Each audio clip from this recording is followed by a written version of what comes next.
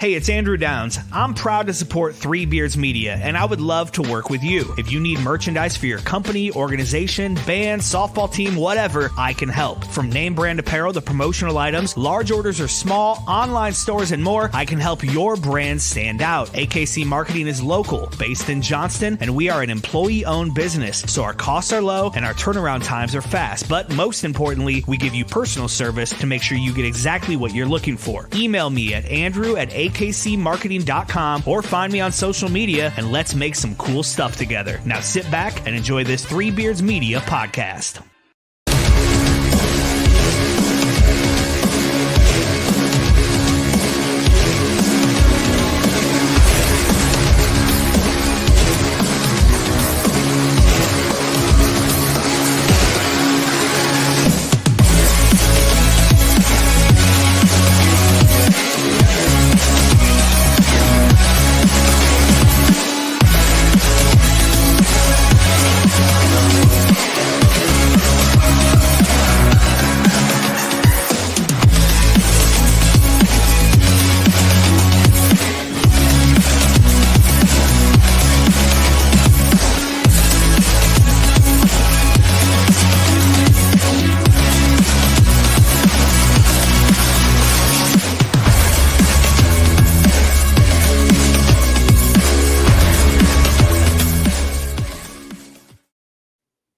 All right, welcome in. Andrew Barber here with Drew Shipley. Another night of the Hawks Eye View. Drew, how are we doing tonight? I'm doing okay, Andrew. You know what? I think we've officially come upon soup season. Soup season. Season of soup. I made a soup tonight. Yeah. So what soup is on the So are you a fan of Olive Garden? Yeah, I'm a fan. It's gone downhill recently, though. We got to talk about that. Olive Garden's fallen off a little bit. Oh, no. This is terrible. I don't know what it is. I can't pinpoint it. It's not like it's fallen off hard. I just feel like it's not as good as it used to be. It's on hard times. But yeah. Anyway, the Zuppa Toscana. It's the potato and sausage soup, like cream-based soup. That's what I made. Whoa! It's 85 degrees there. Yeah, you didn't know that we're in a heat wave in Iowa in October? It's going to be like 77 degrees at game time on Saturday. Let's see. It's currently 58 in Rockville. The low is 40. Yeah, we are having a heat wave in Iowa. That's wild. So, yeah. What kind of soup you got? So it's like the Zuppa Toscana. It's the sausage. Oh, the Zuppa. Like the Zuppa Toscana. Okay, I gotcha. Yeah. Kale. Yep. Good stuff. It was good. I always cut the potatoes too thin, and I always think I'm gonna overfill the Dutch oven that I put it in, but it always fits. It always fits, but I still cut them too thin. Yeah, I got to work on that. All right. Well, you enjoy soup season, but yeah, we aren't sure if we're ever going to get a fall. You're going to turn into a soup sandwich is what you're going to do. I think what we're going to do is just go straight from like summer to winter. I think we're just going to skip fall altogether. I kind of feel like we did that here in Maryland last winter. I don't feel like we had a fall at all. Yeah. So who knows? Maybe colder temperatures are ahead, and we'll hope for that. But I was kind of hoping that it would feel like, 60-some degrees on Saturday, maybe 50s even. I would have been much better with that. Now I got to worry about getting sunburnt in October. Yeah, I'm so pasty. I'm going to have to bring sunscreen with me. That's awesome. Yeah, I'm going this weekend. I don't know if I've said that officially on the podcast, but you have now. I have now. Yep. 11 a.m. kick, going early, going to be tailgating, going to have pretty decent seats. So where do you tailgate at, Andrew? We tailgate near the shot trailer. There's a shot trailer where you can free will donate to the Children's Hospital. It's maybe a couple blocks away from the stadium, right off of Melrose. So you walk over the little pedestrian bridge on Melrose, and then basically the next right, you take a right there, and it's There's like a house with like a big driveway and everything, and there's a trailer parked out there, and they offer you shots, and then you leave a free will donation. Okay, that's cool. And then they've got the big paddle boards where you can get a group of people together if you want, and take them together, or take them on your own. But yeah, so basically, you just all they ask is that you donate too. So, and I think they do food, and you donate money for food that they run out of that too. So it's a good deal. So I mean, it's better to run out than have extras, right? Like you get your money's worth and you get out of there, like without like having to worry about shit. right. So I have not tailgated in this spot before. This is a new spot for the people that we go with. So this will be a new experience for me. So we'll see what it's all about. I've been by, but briefly. I haven't been there all day. So we've tailgated in the Fink Buying lot before, and we've tailgated in the Dental lot up by Carver before. Okay. Yep. And then I can't remember the name of the lot. Like you walk by Dwayne Banks on the way to Kinnick. It sits on the top of a hill. I know what you're talking. It's on the hill. Yeah. The hillside. Yeah. That's the one we normally go to. But we've been to all kind of three of those that we usually go to in the fall. But I kind of missed the tailgate experience, if I'm being honest. We didn't renew our Washington Commanders tickets, so we're not even doing that out here, right? But yeah. But yeah, miss some fall Saturdays at Kinnick for sure. Yeah, they're good. So this may be my only home game that I make it to this year. I don't know. Hopefully there's at least one more in the cards for me, but we'll see. There you go. But yeah, let's get into it. Last week, I think the result was maybe what we had expected, like not what we predicted on the show, but in the back of our mind, I think we could have expected something like that and wouldn't have been terribly shocked. But Drew, you and I were talking a lot back and forth during the game. Sorry, I was so boring. Sometimes I just zone out and I just try to watch because I'll end up watching the game through Twitter instead of actually watching on the TV. Oh, geez. I hate that. So I'm trying not to do that. Not ignoring you during the games, Drew. I promise. That's okay. It's okay, buddy. That's okay. I promise. We are, I think, in agreement on fourth down decision making. I don't. So here's what I would like to ask. If we ever got a chance to ask Kirk Ferentz a question, if I got Kirk Ferentz a chance to ask Kirk a question after that game, what I would ask is I would go back to after the Iowa State game where someone asked him about the 2-point conversion and he cited analytics. Maybe you know where I'm going with this. And I would say 4th and 3, 4th and 1 around the 50 or on your opponent's side of the 50, the analytics say go for it on 4th and 5 or less. They say put your offense out there and go for it.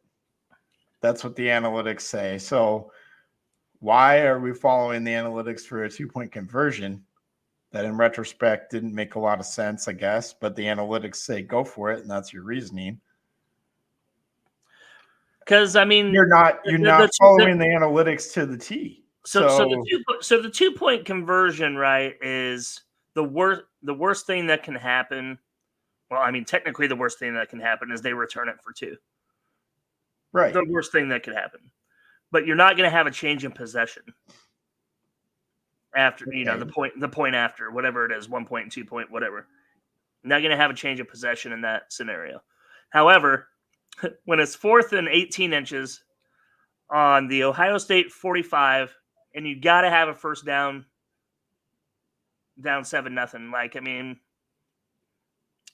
here's the most maddening part about it, Andrew, is my question to Kirk Ferentz would be not just necessarily about this game, but just in general, just in football philosophy, of why you continually call a timeout to fucking punt the ball. Yeah, that doesn't make any sense. How many fucking times has he called a timeout to punt the football? Yeah, I mean, more than I can count. It happens so frequently that I don't even think about it almost anymore. And then the one time he does fucking call it, we got it, by the way. Yeah. On And, the fake that everybody knew we were fucking running. yeah, and it that's my thing is like if you're gonna fake it, but the analytics say go for it, why not just put your offense out there and go for it? You're telling me used to- Hayden?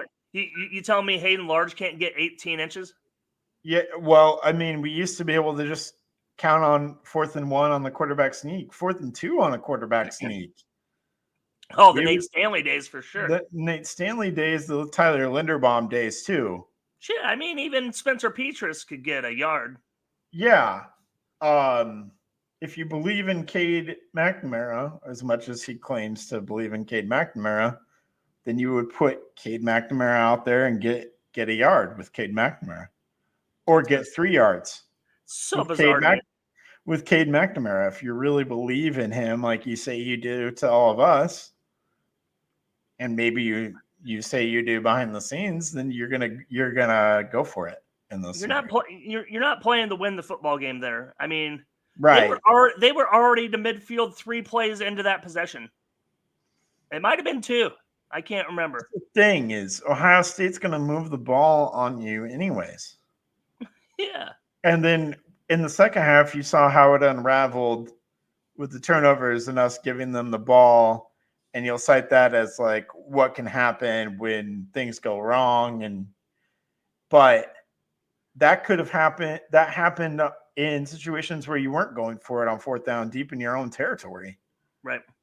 That happened just in the normal course of a game. So why not have those mistakes happen while you're trying to be aggressive?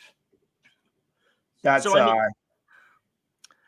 I mean, so you asked me what the keys to the game were if Iowa was going to keep this close, right? Last week. Mm-hmm. Mm-hmm. And I said sustained drives, not turn the ball over, time of possession, right? Those are the three things I generally said, right? Yeah.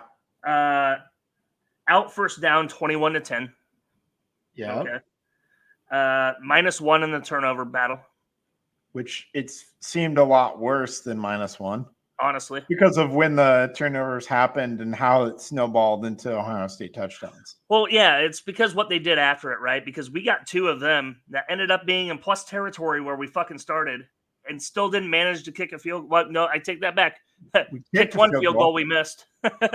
You don't. I'm not gonna blame Drew Stevens for anything. I see people like blaming Drew Stevens and saying, "Oh, you can't miss that field goal." I do not care that Drew Stevens missed that field goal. Yeah, okay. You would rather lose 35-10 than 35-7. I mean, right? Exactly. It makes a fucking difference. I care more about not going for it and not playing to win. And by the way, points means nothing. It means nothing. The distance on that kick was good from like 65. Yeah. It was just an accuracy deal. Top third of the upright he hit, like in height. Yeah. Crazy. He has NFL leg strength for a field goal kicker. He does. But then the time of possession was 35-25 Ohio State. So, I mean, the keys of the game to keep it close.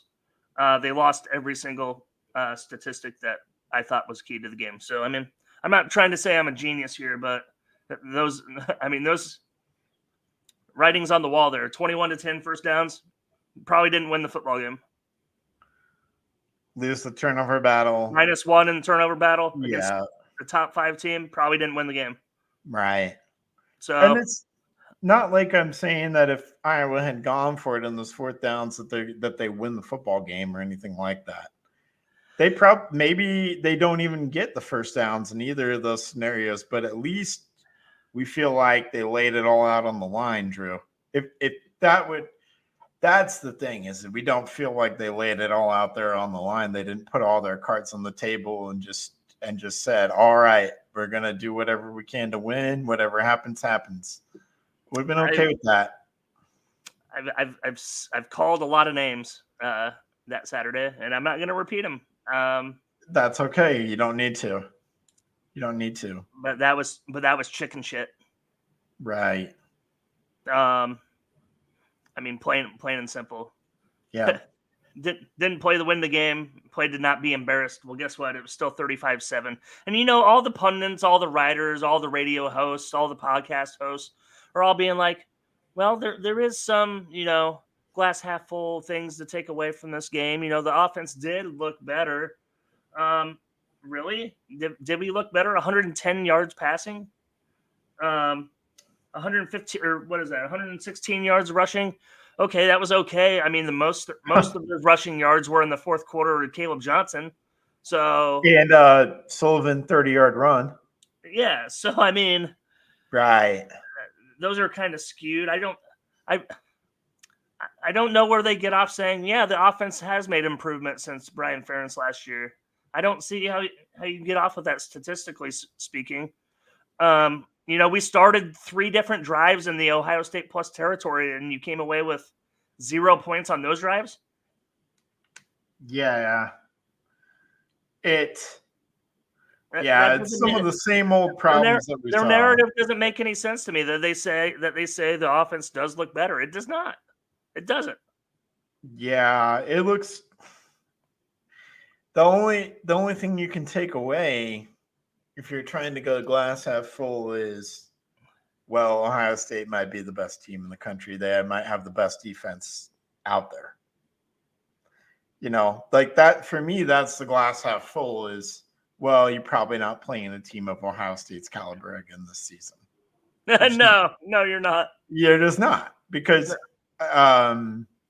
you can talk about, like, I think Ohio State, that might be one of the best college football teams that I can ever remember this year. It should be for $20 million. That's the other big part of the conversation that I wanted to get to is, like, Iowa can't compete with a team like that. We do not have the money, but for that kind of a thing. I just don't. So, I don't want to call for like a salary cap per se, right? Because I mean, if your school is able to raise that kind of money, good on you.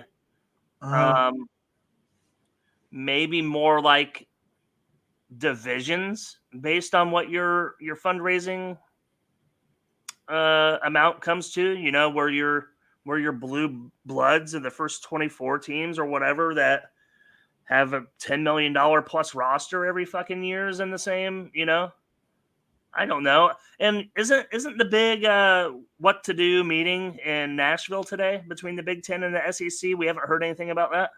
Isn't that today? I think it happened last week. We did hear a little something about it. They were pitched the idea of this thing called Project Rudy. Did you hear about this? No, but it sounds funny. Does it have something to do with Notre Dame?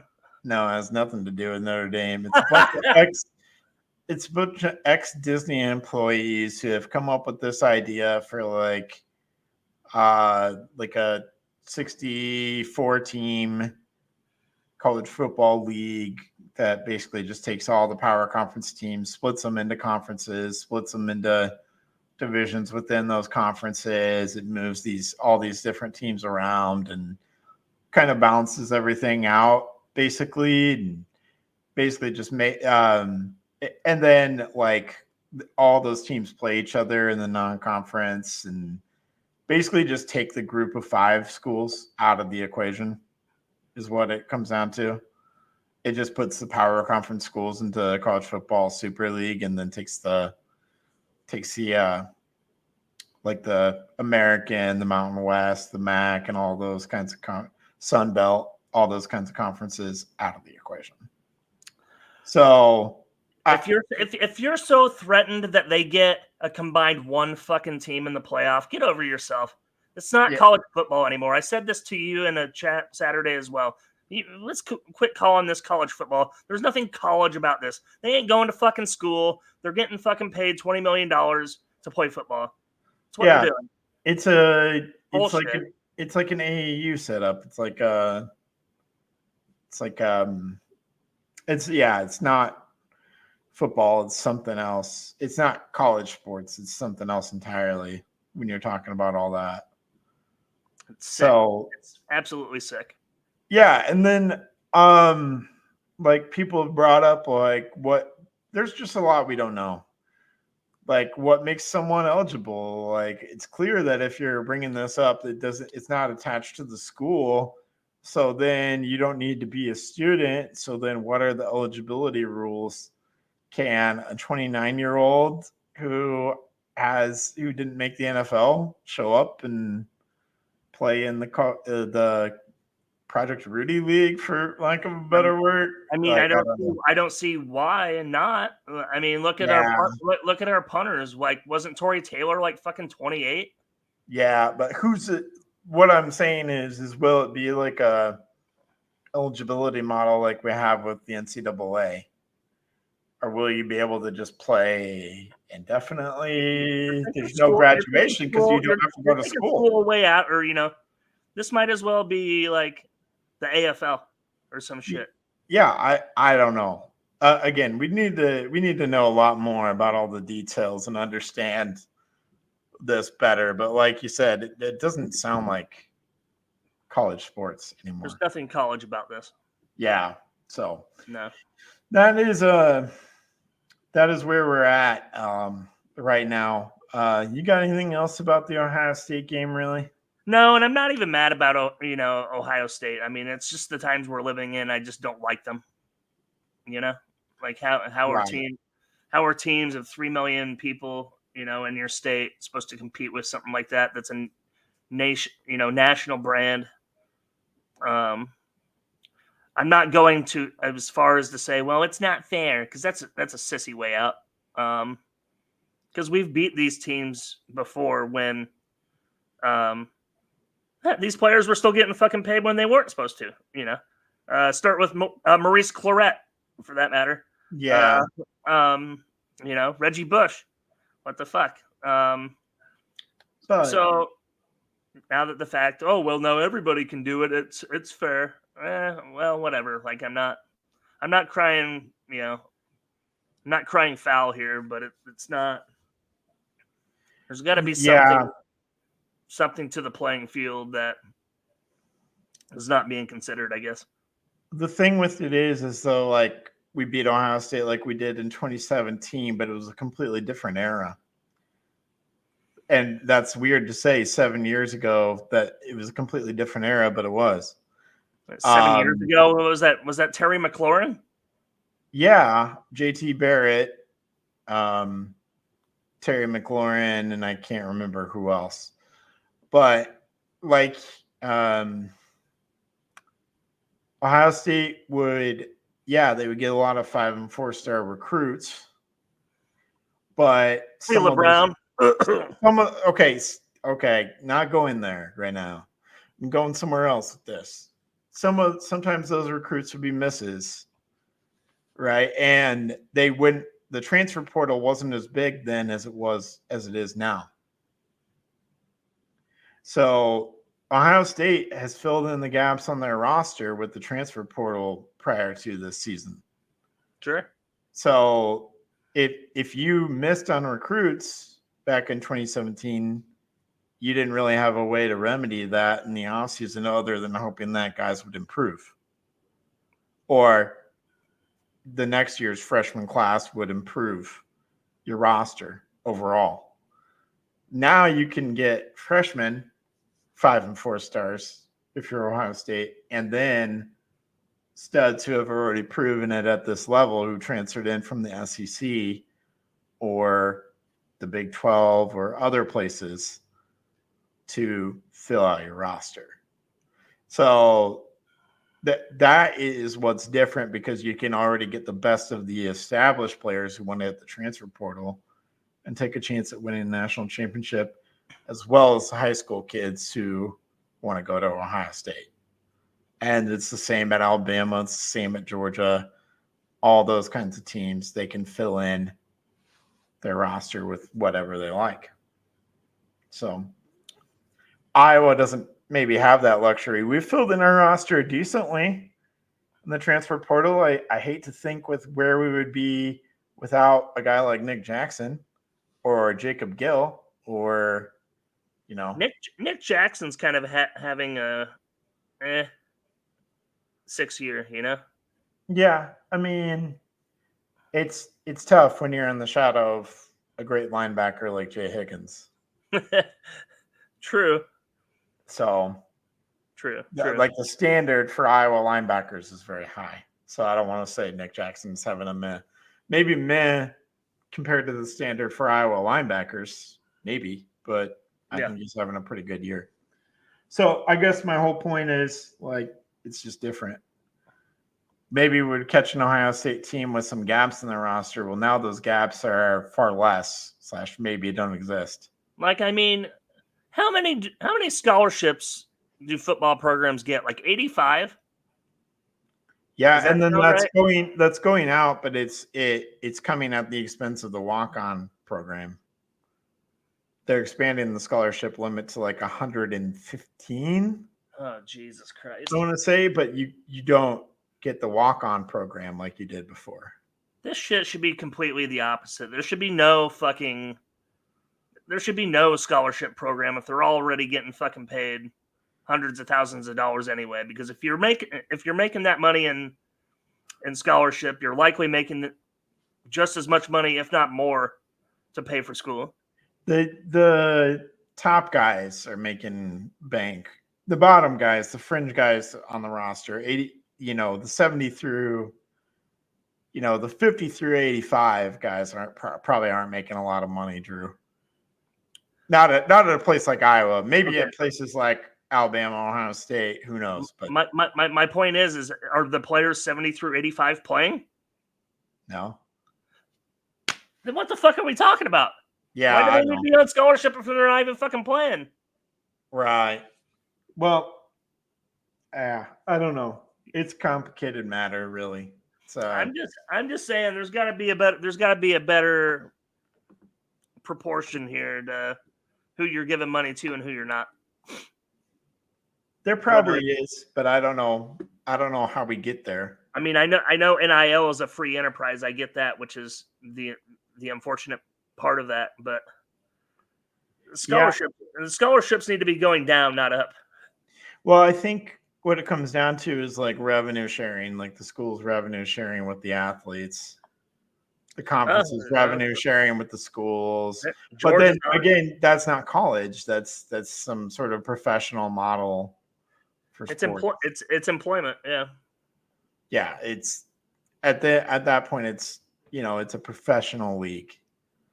Every athletic endeavor at the college level, as we know it, would become a professional league at that point. And people are still going to watch it just because they love football, and they're still going to put on the still going to put on the black and gold, still going to put on, Right, and that's me. I'm still going to watch it. I'm going to love it probably. Yeah. But anyways, we could go on for hours about that subject specifically. Yeah, but we can. I think we should hear from our sponsors and then come back and talk a little bit of this week's game.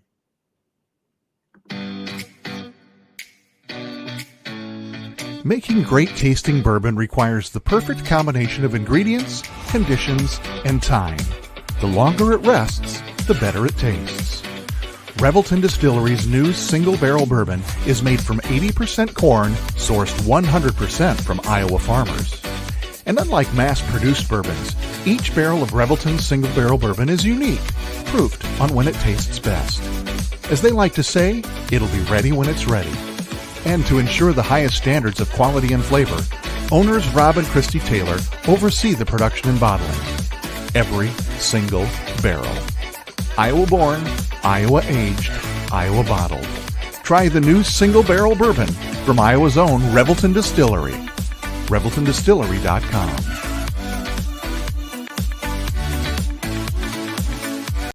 Whether you're buying, selling, or refinancing your home, or if it's simply time to renovate the one you're already living in, you need an experienced mortgage professional to help you analyze your financing options and to make sure the closing goes smoothly. And that's exactly what you get when you call Kyle Lehman at Wintrust Mortgage. Kyle's experience and expertise, coupled with Wintrust's rates and programs, ensures you'll get the mortgage that's right for you. You may even qualify for down payment assistance. Before you reach out to a realtor, Call Kyle and get pre-qualified, empowering you to start shopping for the home of your dreams. Call Kyle at 515-473-0546. Kyle Lehman Wintrust Mortgage, 515-473-0546. In 2023, a crack Green Beret named Dan Douglas retired his military command and promptly escaped to a full-time career in real estate. Today, this man is wanted by home buyers and sellers who want to survive the process without spending a fortune.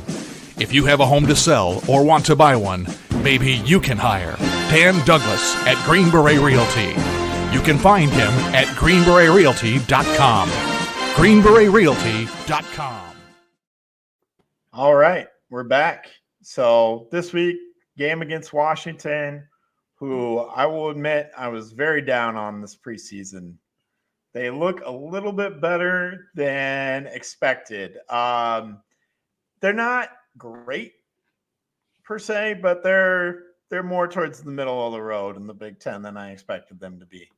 So that's fine. That's fine. I like them. I mean, they beat Michigan at home, which, if you want to talk about the quarterback situation at Iowa, the quarterback situation at Michigan might be an even bigger debacle than the one we have here at Iowa when it comes to the passing game, which is hard to believe. Michigan coming off a national championship, they have a bigger debacle quarterback than we do. But overall, impressed with the Washington Huskies. They give up 13 points per game, which is good for 10th in the country. Very similar to Iowa in points per game. They're actually a little bit lower than we are in that regard, 25.5. They're 4-2. And then, their signature win is beating a ranked Michigan team at home, number 10 at the time. They've gone down a bit. They crushed Northwestern, and they have a close loss to Rutgers. So Rutgers is a decent team as well. So it's not like this Washington team is world beaters, but they're 4-2. They have, for the most part, beat teams, maybe punched above their weight in that Michigan game, maybe lost a disappointing game to Rutgers. So they're kind of a mixed bag, kind of like Iowa. I think this is kind of an even matched game in a lot of ways, and thought maybe there was an outside chance that Washington would even be ranked, maybe just inside the top 25, but looks like they're just outside. Iowa outside, obviously, as well. But I'm looking forward to this matchup in Kinnick. I don't know if it'll say a whole lot, but I kind of feel the same way as I did before that Minnesota game, that this is sort of a must-win, Drew. Because Iowa, after this, they have pretty manageable schedule. I guess you just don't want to go into next week's night game against Michigan State being 500 and 0-2 in Big Ten, 1-2 in Big Ten play. You want to have a 2-1 record rolling in at 4-2 to Michigan State. I think that's the simplest way I can put it. So I will say this, knowing what we know now, right? They're 3. Where are we at? We're 3-2 on the season. We've already had a bye. Yeah. I would project this team being closer to the 2014 disappointing team than, say, 2017 team post Rose Bowl debacle. I don't know. Like, I don't have a lot of hope. I don't have a lot of positivity going on with this football team. Will Rogers is no scrub back there at quarterback. Yeah. I mean, he's top 40 in QBR in the entire country, 70.3, over 1,600 yards, 12 tutties and 1 interception. I mean, he's very, very efficient guy.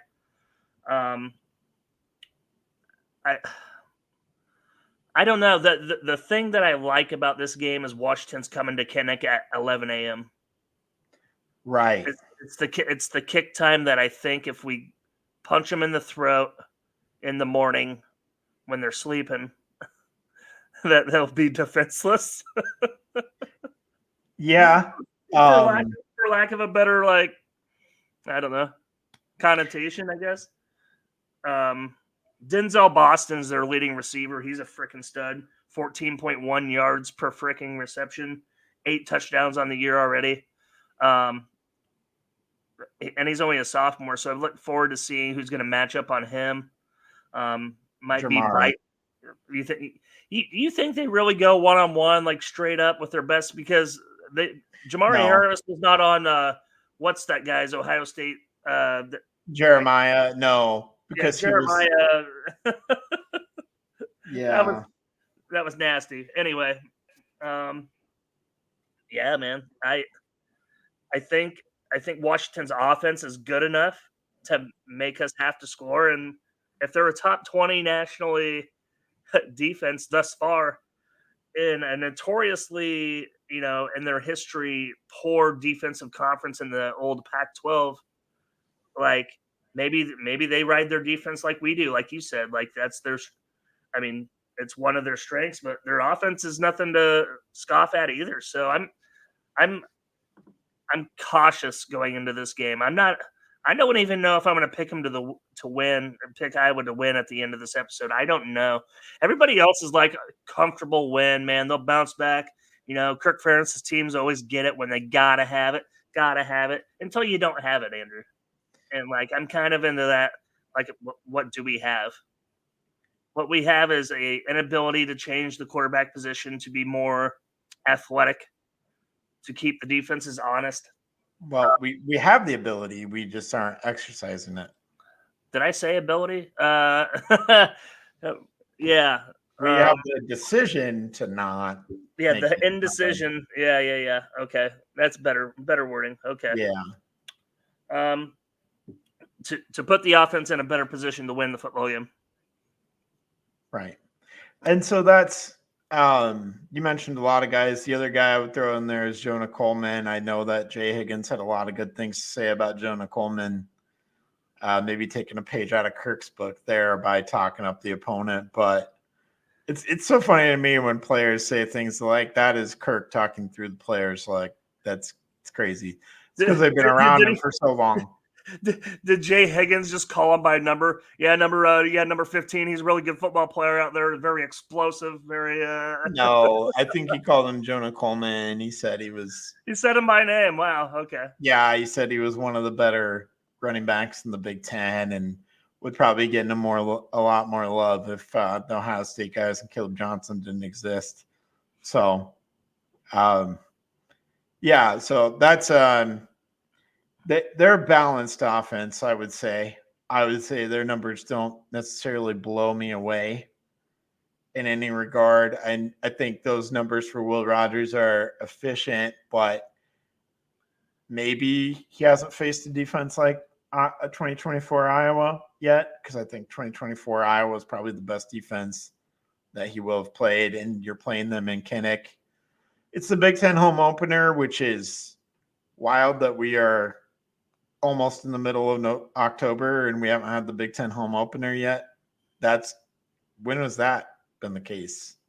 Isn't this one of the later Big Ten home openers for Iowa? Yeah. I mean, I remember we opened the season with Indiana like 3 years ago. We opened the season with a top 10 game. Remember that? 2021. Yeah. 21. Yeah. Yeah. Very weird. Very weird that we're opening in mid-October. So I mean, it gives you a lot of home games on the back end, though. Yeah, we roughed up a pretty good quarterback on that one, a guy by name of Michael Penix. That's right. Riley Moss had 2 pick sixes. That's crazy. In one game against Michael Penix, we made him look awful. And then he transferred to Washington and became great. So. Just kind of like Bo Nix transferred from Auburn when he was trash and then became a Heisman contender at Oregon. Yeah, exactly. You seeing a pattern? You go to the Pac-12. You go to the Pac-12 where they don't play defense. Go to the West Coast. Well, now you're in the Big Ten. Yeah, I think I think Washington's very talented. They're very well coached. I think this is going to be a 4-quarter ball game. I don't think this is going to be an easy game for Iowa by any means. And like you said, I think it's get out to an early lead, preferably at least, get a touchdown on the board early. However that comes. I think you put your offense out there, and I think you assert your will on the ground. I don't know if, Michigan tried to do that last week. I think they did, and Washington was very successful in stuffing it up. And it wasn't until Michigan brought in Jack Tuttle, who was their third quarterback that they've tried, and he was able to find some success passing that Michigan even scored, really. Yeah. So we're going to need, the passing game to do something, which scares me. That scares me for this game. But and my question to you is if, it's a bad half and it's clear that Cade is going down a similar road to where we've seen before against every power conference that we've played before, which I don't have any evidence to say that he's not going to play that way. The answer is no. The answer is no, we're not switching quarterbacks. Yeah. We'll just take the loss. Yep. Would it take a loss to Washington for Kirk to finally make the change? I don't think that. I think Kirk probably respects Washington. He would think that was a good loss. I think it'd be like. I think Washington's a good football team, which I do actually. I think Washington is a good football team. It's not like losing to Purdue, like we've done in the past at home. We've done that in October. I've been there. Right. So I mean, I think he would dress it up. I think he would, man, this team's gonna be in the top 25 tomorrow when the AP poll comes out, 5-2. Beat Michigan. I think he's going to dress it up and sugarcoat it. If I'm being honest, Cade's making progress. Well, how long is fucking progress going to be until you win a football game? No, or throw a touchdown against a Power 5 team. I need to know what he meant by Cade's making progress. Your 6th-year quarterback can't be making progress. Not when you have a guy who we have seen win games at the Big Ten level on the bench behind him. It's not the usual, how sometimes it seems like every year Iowa fans are calling for the backup at some point. Every year. But this is different. This is different because the backup, it's not like other years where the backup is an unknown commodity. The backup is actually a known commodity. Like Brendan Sullivan has won games with his play at the Big Ten level. He was going to be the starter for Northwestern. You see what disarray Northwestern is in right now, not having Brendan Sullivan as their starting quarterback. It's not like and I'm not saying Brendan Sullivan is some world beater quarterback either. It's just that he has proven that he can win. Well, Kirk values winning. Brendan Sullivan can lead a Big Ten program to a win. He could lead Iowa to a win in this game. I would have full confidence. He's by far the better athlete. I don't even think that's a question. It.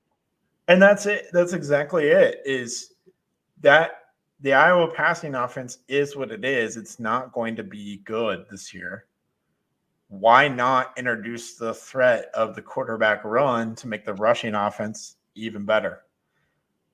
And it does in the red zone. When we unleash it in the red zone, we run the ball into the end zone. Why is it okay in the red zone but not in the middle of the field on 4th and inches?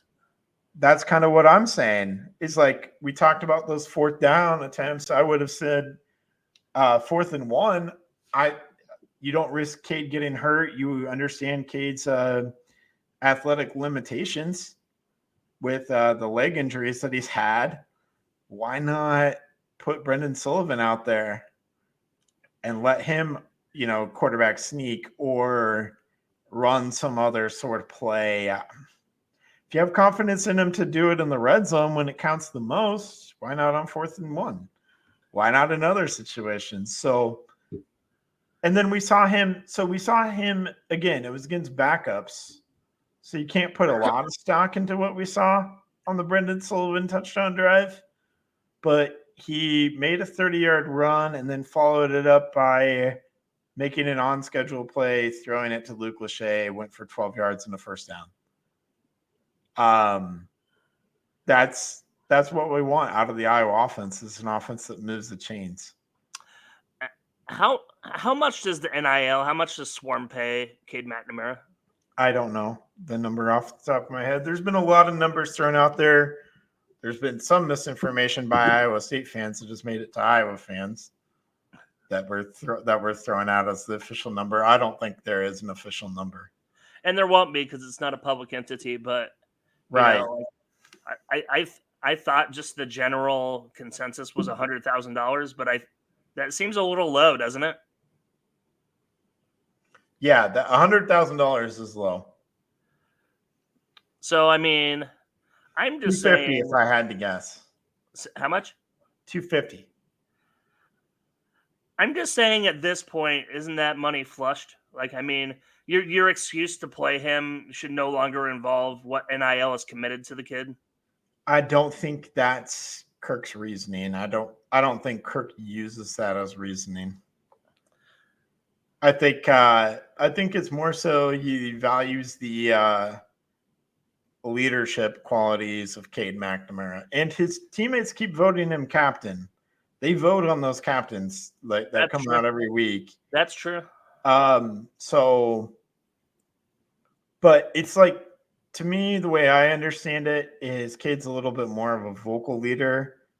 Sullivan is kind of the more lead by example, maybe not as vocal kind of a guy. He obviously uses his voice out there on the field when he needs to as a quarterback, but he's not. Cade is more of the rah-rah, vocal, pump guys up kind of leader, and I think Kirk respects that and values that. But at some point, you got to think what gives the team the best chance to win, and to me, that's Brendan Sullivan being out there. But no quarterback competition, none, zero. That's what's so crazy to me is because we heard all offseason how Sullivan was there to push Cade. There's a real competition. And at the end of the day, we're sticking behind the guy. Maybe there's conversations going on behind the scenes that we don't know, Drew. But I'm sure there is. Yeah. And no rational human being can be like, yeah, Cade McNamara gives us this football team the best chance to win. No rational being can say that. I tell you what, if I'm there on Saturday and Sullivan comes out for that first Iowa offensive series, I'm going to need another pair of shorts. I'm going to need a new pair of shorts because I will wet myself. You know what's funny is you're going to be wearing shorts in the middle of October because it's going to be hot as shit. I know. Well, it's not going to be. I think the high is 77, so it's going to be somewhere between 74 and 77. So it's not going to be overly hot. Okay. It's unseasonally warm. That's a good day. Yeah, and since we're getting there early in the morning, I think it won't be quite 70s when we get there at 7 a.m. to start tailgating. So, it might be like mid 40s, upper 40s. Hopefully, no, it's probably going to be somewhere in the 50s, 60s, which is fine. So I'm going to go from having my sweatshirt on to having my t-shirt and my shorts on. Okay, all right. It's an all right day. But yeah, I think offensively, I think it's find a way to establish Caleb Johnson. You couldn't really do it last week. He did get his touchdown ultimately, and that's fine. But I think kind of like what we saw against Minnesota with Caleb Johnson running wild, kind of want to see that again against Washington. Kind of want to see Caleb Johnson run wild. I mean, he ran wild against Iowa State too. So I think the Washington defense is good, but I don't think it's on the Ohio State level. No. I don't think, and I'm not sure we will not see anybody defensively who's on the Ohio State level unless we somehow make it to the Big Ten championship and end up playing Ohio State again. We won't see it again. So, I mean, if you wanted to be the glass half full kind of person, right? our 2 losses are to essentially 2 top 10 teams, right? Essentially, Iowa State's 11, but yeah, until they fall this weekend, but that's fine. you're such a hater. It's all right. It's all right. So I have a buddy I work with is from West Virginia, and he got tickets through the ROTC that we would have went with him Saturday, but the game is at 8:00 p.m. Man, it's just too late to take out a kid to court out to West, because it's like a 3-hour drive to Morgantown from here. Oh, okay. Man, if it would have been a nooner or a mid afternoon, we would have definitely went. But that 8 p.m. kick, I'm like, oh God, that's late. Yeah, that's too much. I don't know, man. A lot of people picking West Virginia for sure, but especially the way they shellacked Oklahoma State, which is pretty weird. But I don't know. It's kind of one of those things where the way I understand it is like West Virginia is kind of like going on the road there at night. It's kind of like going on the road to Kinnick at night, except a Redux version for the Big 12. Understood. Okay. Understood. It's like a poor man's version of that. A poor man's version. Yeah, it's like a poor man's version of that.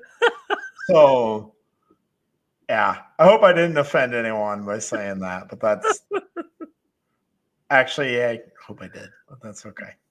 Oh, shit. So, yeah, I don't know. To bring it all the way back, I'm excited about this weekend. I don't know how much a win says other than something about the team's ability to bounce back after maybe I think that would probably be the best thing about Iowa pulling out a win here is bouncing back after an ugly loss and giving yourself momentum heading into a nighttime showdown, because it's the primetime game. I think that got announced today, where it's the 6:30 p.m. NBC game at Michigan State. And again, I don't want to look ahead too far, but at Michigan State, I think that holds its own challenges because we've had trouble in East Lansing. I don't know if that Michigan State's a great team at all, and then you get home games against Northwestern and Wisconsin. You feel really good about your chances at home against both those teams, the way both of those teams have looked. Although Wisconsin put a beat down on Purdue, but everybody's going to put a beat down on Purdue because Purdue is bad. Yeah, I'm not sure I've learned anything about this Wisconsin team through 5-6 weeks. I don't know if I know anything about them, if I'm being honest. Well, here's what I know. They lost their starting quarterback, and their starting running back stepped away from the team. Oh, perfect. Chaz Malusi, or whatever, he was their leading running back. He stepped away from the team for, I can't remember what it was. He didn't want to go. He didn't want to go to school anymore. No, he had some sort of valid reason, but essentially the rumor is out there that he didn't like Luke Fickell anymore, so he was done with the team. He seems like kind of an asshole, if we're being honest. But yeah, this whole Luke Fickell thing is gonna be really bad in the Wisconsin history. Think so. They're gonna look upon this and go, "What the heck are we doing? We should have just kept Bielema. We should have just." It's gonna be worse than the Gary Anderson years. That's what I'm saying. Is like this is gonna be ultimately worse because he tried to go air raid at Wisconsin, and that is not ever gonna work at Wisconsin. No. So the more these new hot name coaches come out and they're supposed to take over Kirk Ferentz's spot, the more they don't. True. Scott Frost, PJ Fleck, for the most part. I mean, other than that 1 year, like we dominate PJ Fleck. Does that just say that we're more tolerant about being mediocre, though? I don't know if that's the word, because we beat those. Because I mean, Nebraska fired a 9-win Bo Pelini team. Yeah, but he enraged the alumni base and the fan base with some of the things he said about him. He wasn't wrong. He wasn't wrong anyways. Yeah, you're right. He was right. It was offensive to them. And when you offend your big donor base, then obviously they're going to force you out the door. Doesn't matter what you've won. That I'm poor gonna force guy. you out. Oh, you just But- hate to see it. I can appreciate where you're going with the question. I think that's kind of the question as we go forward in the season, but like overall for the Iowa football program is what is the real expectation in this NIL era? And it's going to change again. Like I think the whole how players get paid will change, and so that will change everything again. But obviously at some point, like retirement is coming for Kirk, whether it's his choosing or maybe Beth Getz has to step in and say enough is enough. We'll let you go out on your own terms, kind of, but this is when it ends. I don't know. Hopefully not that route. Hopefully Kirk is able to go out on his own terms and go out on some sort of a high note, whatever that looks like. Hopefully it's not a Hayden Fry farewell for sure. Yeah. You know, with this being the first year of the new Big Ten, I feel like you couldn't have stacked a schedule any easier than this. Like it's only going to get harder from here on in the Big Ten. So to not get a 9-10 win team out of this would be a huge disappointment. Huge. Yeah, I would agree. Yeah, anything less than 9 wins would be a massive disappointment. I would even maybe be disappointed at 9. It depends on what that looks like. True.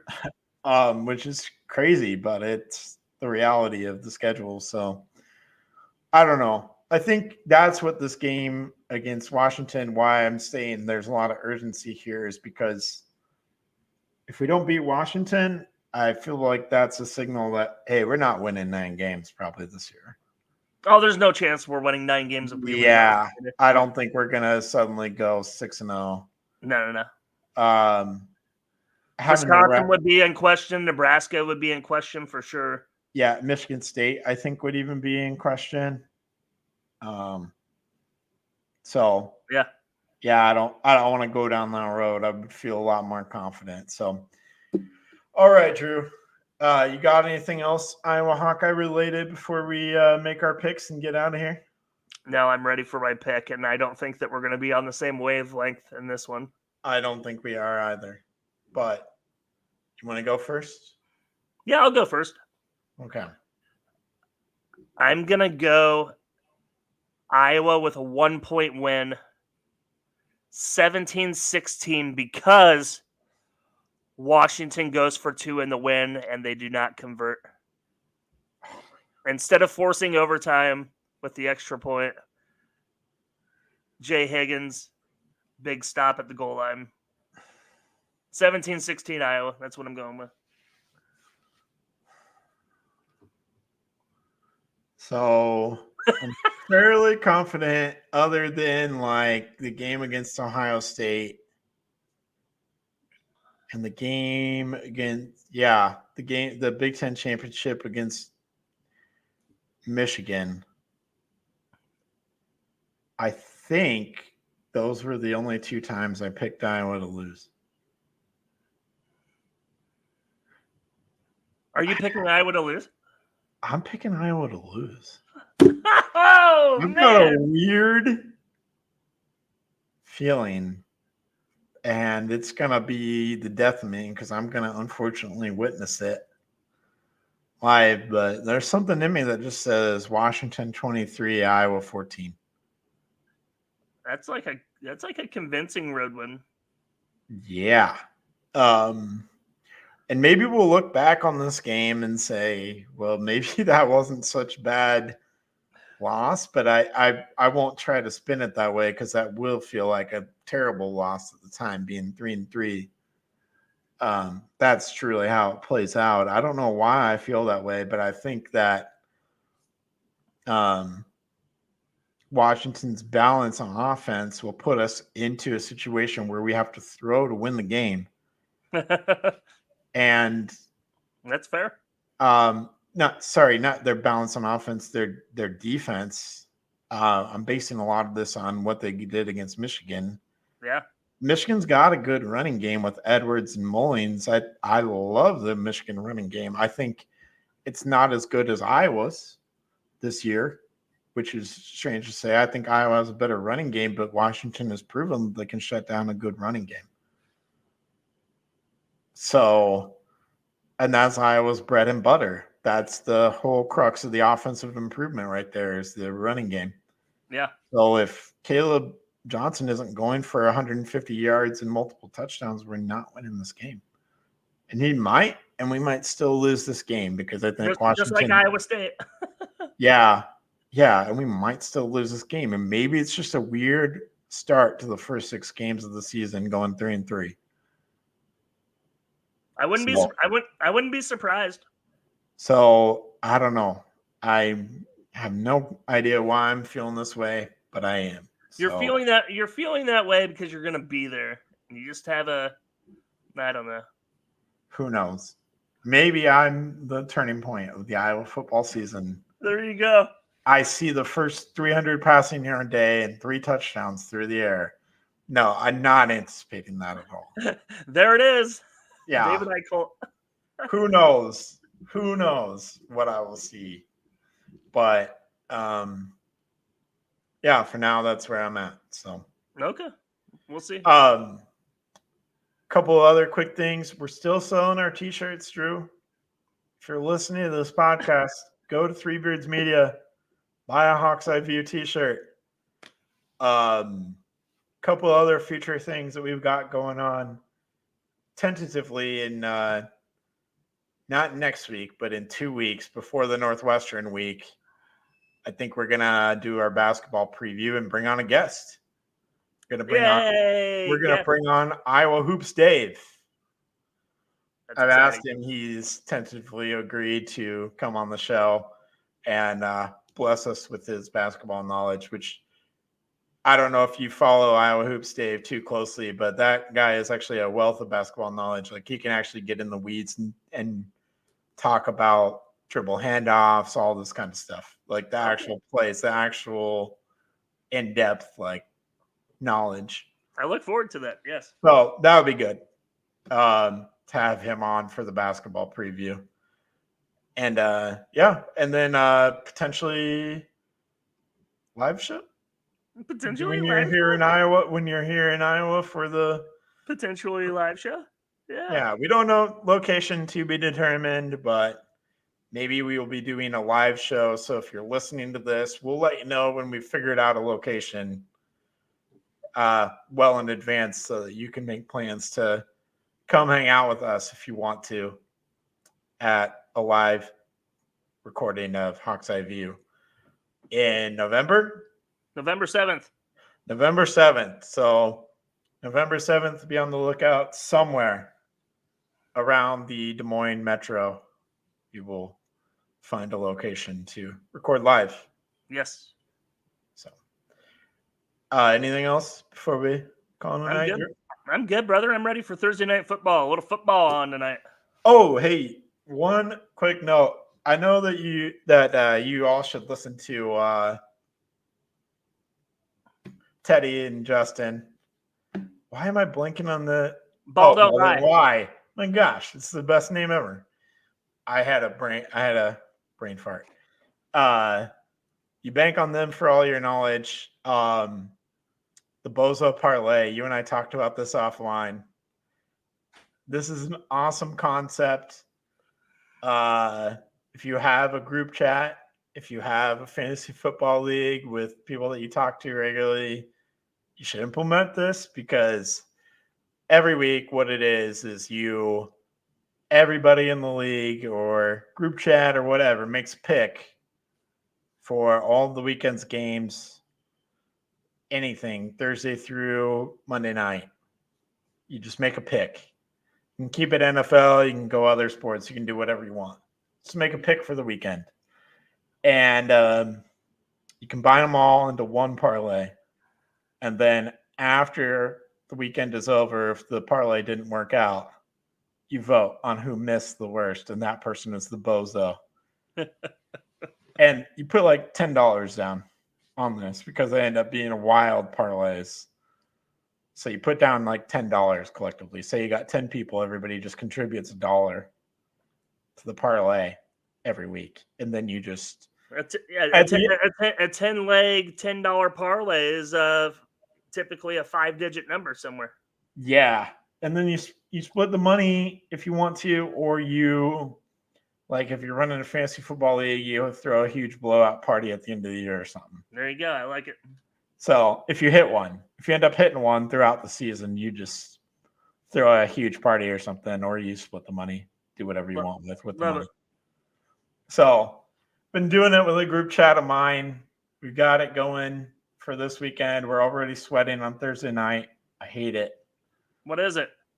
Well, we've got 2 guys who made picks for Thursday night. We've got Brandon Ayuk, 80 yards. We've got Jackson Smith and Jigba over 47.5 receiving yards. So we've got 2 wide receivers tonight. The last 2 weeks we've missed on Thursday night, so we haven't even gotten to sweat. Haven't even got to Sunday. We haven't even got to Sunday. My pick for this week is the big one, the over in Oregon, Ohio State. Oh, I thought you were gonna. I thought you were gonna say the over in the Ravens Commanders game because I would also like that one. Yeah, that's gonna happen. Oh, can we talk about how big of a week it is for Big Ten football? I know I keep rambling on. It's a huge week for college football overall, but Big Ten football too. Like Oregon, Ohio State is the game of the week. Oh, for easily. Sure. Number 2, number 3. But then you've got like I got to pull it up real quick here. Penn State, USC is on there. I think Nebraska, Indiana is this week. Is that this week or is that next week? I believe that's this week, yeah. Yeah, No, it's not this week. It's next week. No. That's all right. Penn State, USC, Purdue visiting Illinois, Oregon, Ohio State, Northwestern Maryland, Washington, Iowa.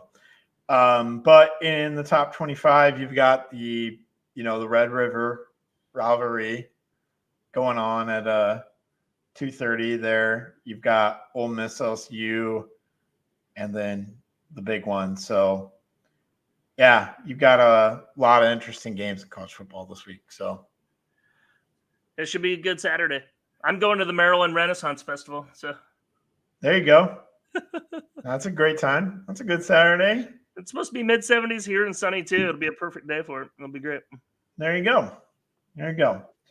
All right. Well, we will let you all go, and we will see you back here next Thursday night as we hopefully come off of a win and preview the Michigan State game. Thank you, everybody, for listening. And as always, go Hawks.